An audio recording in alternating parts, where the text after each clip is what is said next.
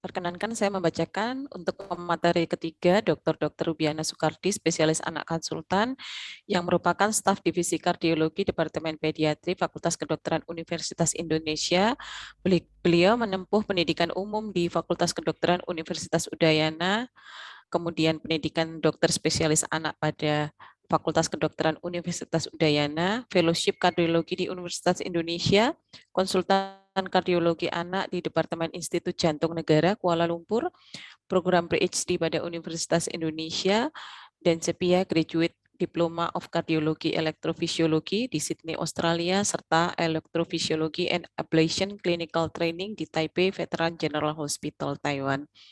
Demikian untuk kurikulum vitae dari Dr. Rubiana Soekardi, spesialis anak konsultan. Terima kasih. Dr. Rubiana akan membawakan neonatal aritmia. Kami persilahkan Dr. Rubiana. Waktu Dr. Rubiana 20 menit. Terima kasih. Baik, Dok. Terima kasih banyak. Apakah slide saya sudah terlihat, Dok? Oke. Terima kasih banyak, Dr. Sasmita. Terima kasih banyak panitia yang Pediatrik Kardiologi Update yang sudah mengizinkan saya untuk sharing mengenai tata laksana atau mengenal tentang neonatal aritmia. Jadi sebenarnya aritmia pada neonatus itu tidak jarang ya, cukup sering, karena beberapa case pernah dirujuk ke saya dengan bayi-bayi oleh karena takikardi terutamanya, dan juga dengan bradikardi yang sangat signifikan. Jadi kalau kita lihat di literatur kurang lebih dikatakan 1% sampai 5% dari bayi-bayi baru lahir itu menunjukkan gejala seperti ini. Tapi manifestasinya sangat bervariasi. Nah, kalau kita lihat aritmia ini sebenarnya dibagi secara garis besar dengan antara benign dan non-benign. Jadi tidak semua aritmia yang berbahaya atau aritmia yang bisa menimbulkan masalah. Nah, untuk yang jenis-jenis benign aritmia itu kita kenal ada yang namanya premature atrial contraction atau kita singkat nanti dengan PAC. Demikian juga ada yang premature ventricular contraction dan juga ada junctional rhythm. Ya, jadi bukan junctional tachycardy tetapi namanya junctional rhythm. Nah, untuk kasus yang benign aritmia ini teman-teman sejawat tidak perlu khawatir oleh karena dia tidak menimbulkan gejala klinis, tidak mengakibatkan gejala klinis yang berbahaya dan tidak memerlukan terapi. Tetapi di sisi lain ada dengan yang kita kenal dengan non-benign aritmia seperti supraventricular tachycardy yang selanjutnya nanti akan disingkat dengan SVT, atau ventricular tachycardy, atau gangguan konduksi atrioventrikular, atau dengan aritmia yang lain akibat genetik. Nah, bagaimana hubungannya penyakit jantung bawaan dengan neonatal aritmia? Nah, diketahui bahwa penyakit jantung bawaan itu selain kita ketahui dia akan mengakibatkan defek anatomis, dia juga akan merubah sistem konduksi sehingga dia akan mempunyai risiko tinggi untuk terjadi aritmia. Nah, seperti demikian juga halnya pada anak-anak dengan CHD yang memerlukan operasi koreksi, sekarang terjadi pasca operasi koreksi merupakan substrat yang dapat menimbulkan aritmia di kemudian hari.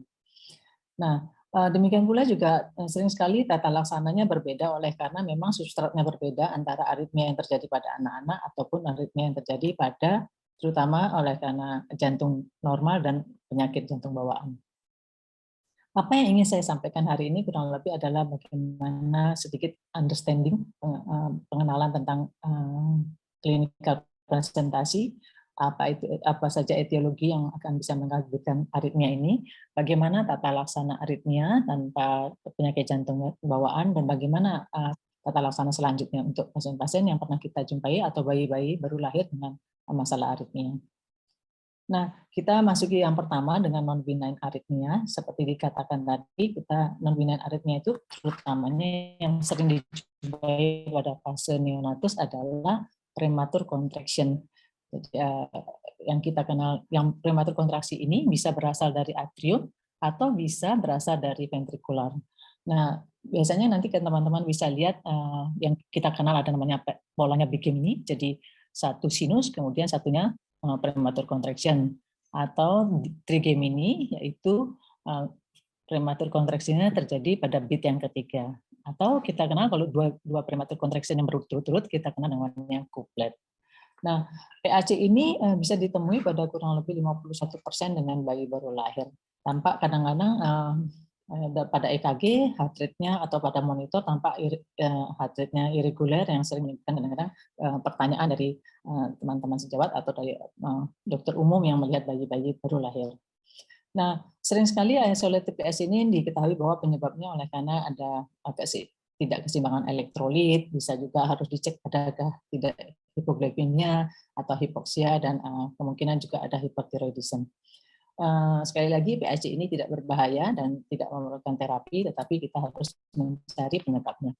Nah, sedangkan premature ventricular contraction ini juga sering ditemui pada penelitian dengan Holter ECG, kurang lebih 18% bayi-bayi normal itu dia pernah menunjukkan PVC. Nah, PVC ini nanti kita bisa kenalin dari EKG yang akan saya sampaikan setelah ini.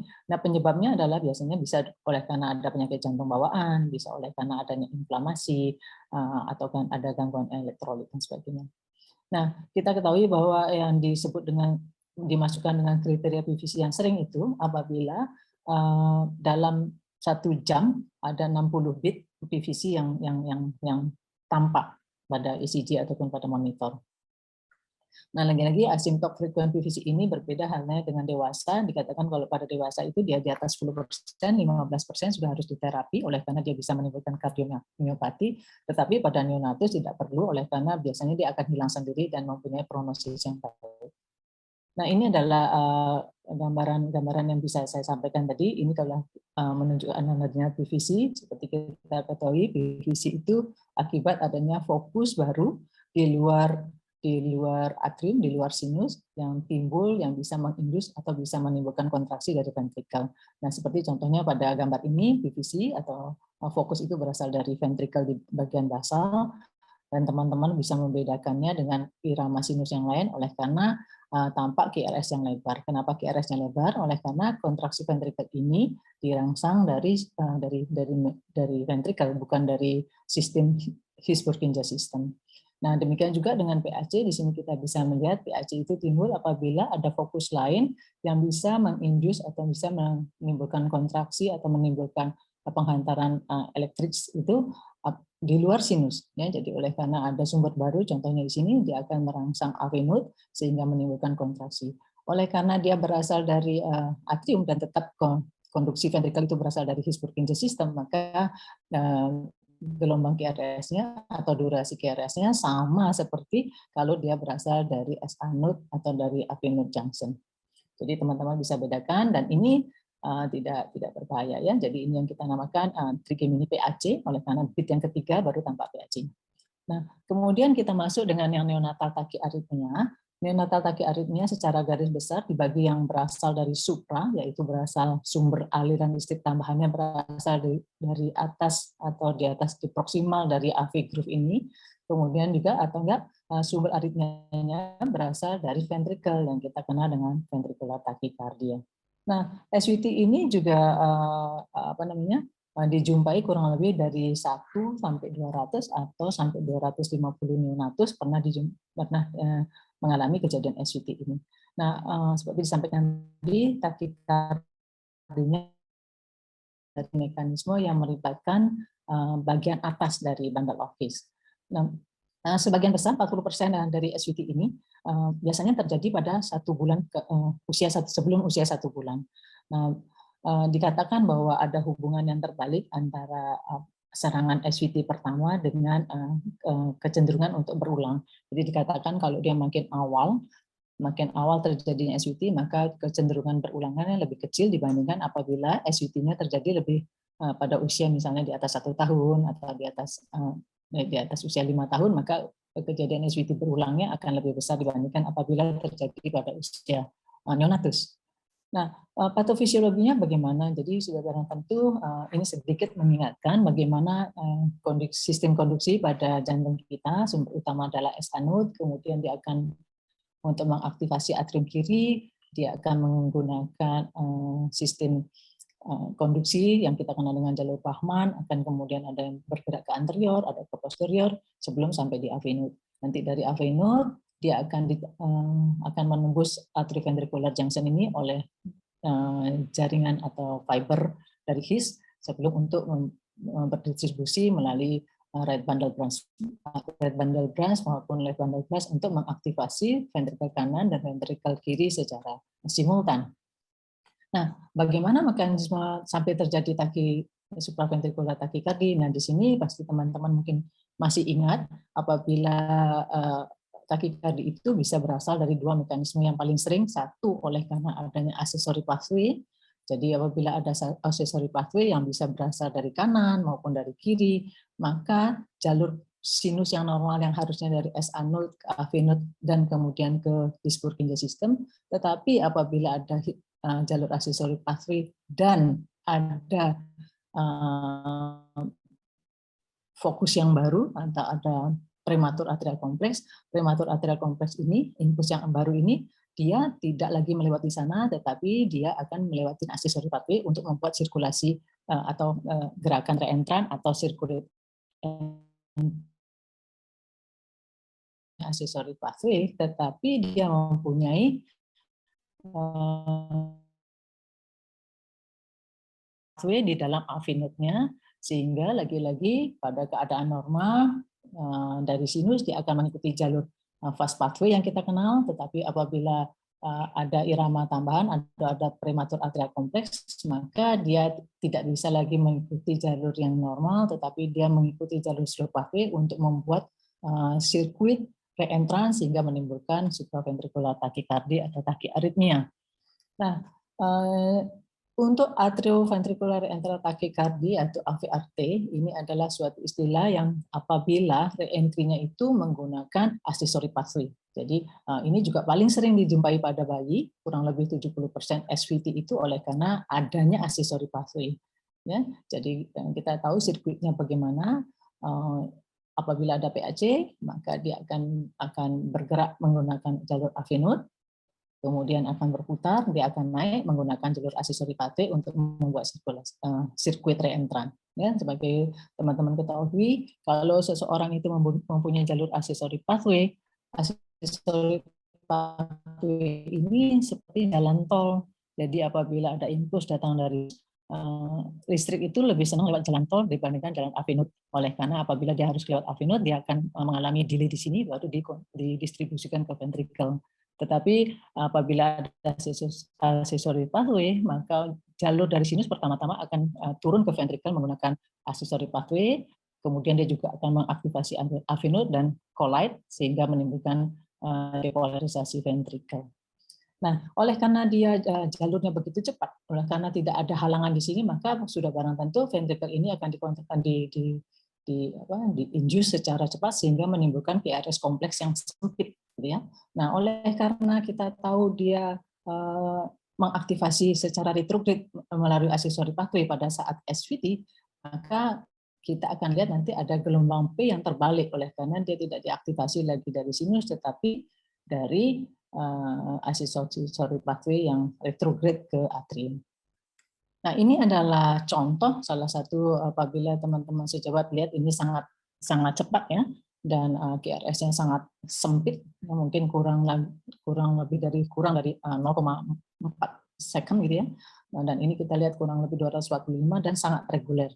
Ya, mungkin nanti teman-teman setelah mendengar tentang ini kita bisa mulai melihat hati-hati, mungkin kalau perlu kita pakai loop atau enggak dibesarkan ya untuk melihat di mana letak P-nya. Ya, jadi teman-teman sejawat bisa melihat bahwa sekarang kita tahu bahwa ini adalah gelombang-gelombang yang kecil, ini adalah gelombang yang harus kita curigai P yang retrograde yang diaktifasi secara retrograde dari accessory pathway.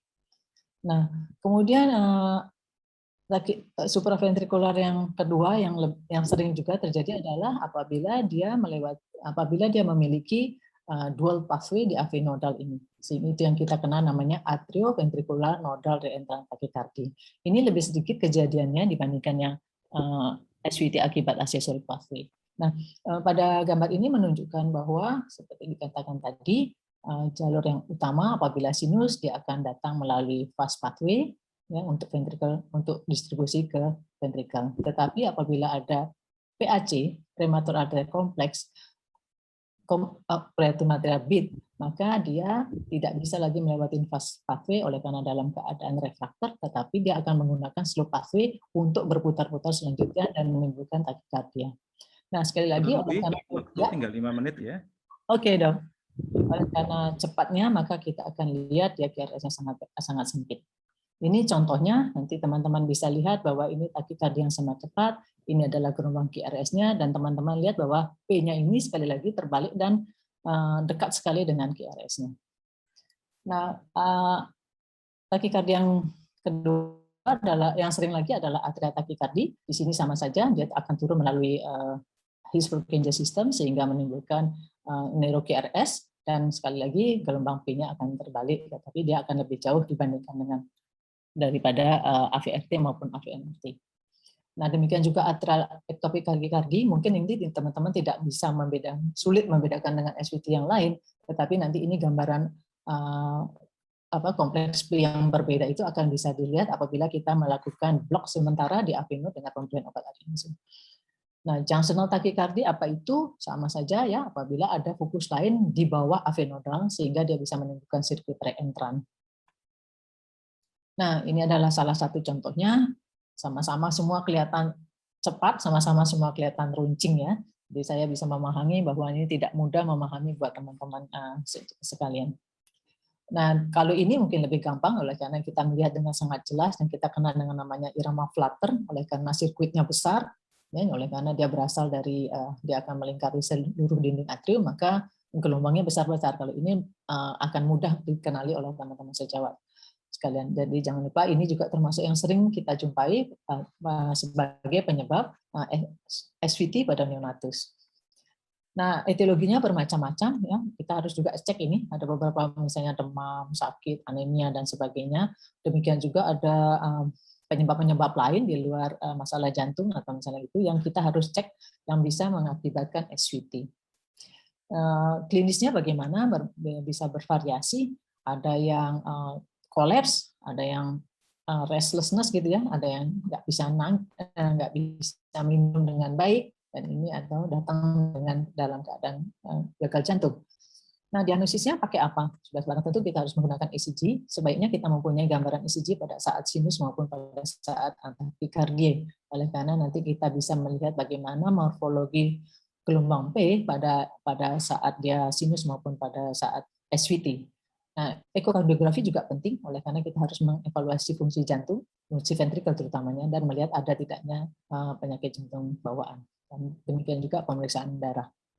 Nah, akut treatment, nah kita tetap bagi ya, antara yang pasien yang stable dengan unstable. Tidak usah khawatir, begitu unstable pasiennya shock, BP-nya, blood pressure-nya turun, lakukan segera kardioversi. Tetapi kalau dia masih stabil, bisa dilakukan vagal tone. Nah, bagaimana melakukan peningkatan vagal manuver pada neonatus? Kita bisa menggunakan rectal stimulation ya, dengan termometer. Kita bisa meninggalkan ice water dimasukkan dalam glove itu, bikin suhu 10 derajat, diletakkan selama 30 detik ya. Ini katanya bisa efektif pada 90% SVT, terutama apabila dia melibatkan AV nodal. Nah, untuk obat-obat ini yang perlu diketahui ada adenosin, ini 100 sukses rate-nya 85% sampai 90%, 100%, terutama apabila SVT-nya melibatkan AV nodalnya. Nah, verapamil ini dulu masih merupakan perdebatan, katanya nggak boleh dilakukan pada neonatus, tetapi akhir saya membaca masih bisa dilakukan atau diberikan pada neonatus dengan dosis seperti ini. Ya, sudah barang tentu kita harus hati-hati dengan AV2.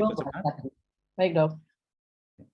Nah, kemudian untuk akut treatment yang lain dalam keadaan bagus bisa diberikan DC shock dengan dosis seperti ini, kekuatannya. Kemudian untuk terapi jangka panjang bisa diberikan propanolol atau pilihan kedua adalah digoxin. Apabila kedua obat ini gagal mempertahankan tetap sinus, dapat diberikan flecainamide. Nah, prognosisnya bagus seperti dikatakan tadi oleh karena biasanya dia menghilang dengan usia. Nah, untuk neonatal bradycardia, teman-teman sejawat yang perlu ketahui adalah atrioventricular block. Apabila melihat EKG seperti ini, jangan dianggap ini semuanya sinus ya, jangan dianggap ini T. Saya ingin ingatkan saja bahwa ini adalah gelombang P yang dua gelombang P yang baru satu dikonduksikan sehingga kita mendengar dengan namanya 2-to-1 AV block. Ya, sedangkan kalau ini jelas, ya ini adalah gelombang-gelombang P yang disosiasi dengan ventrikelnya. Nah, untuk TAVB tidak ada pilihan lain adalah pemasangan alat pacu jantung, terutama dilakukan apabila heart rate-nya kurang dari 55, tetapi indikasi pemasangan permanen pacemaker pada bayi dengan CHD apabila heart rate-nya kurang dari 70. Ini salah satu gambarnya. Nah, untuk follow up plan ini ada sedikit lagi, Dok. Maintenance Waktunya habis, Dr. Ruby. dipantau pemberian obatnya. Baik, Dok. Diberikan selama 6 bulan. Ya, jadi orang tua diajari bagaimana cara menghitung heart rate. Saya kira ini yang saya bisa sampaikan. Terima kasih banyak, Dr. Sasmito dan teman-teman sejawat sekalian. Terima kasih Dr. Ruby atas presentasi yang menambah wawasan.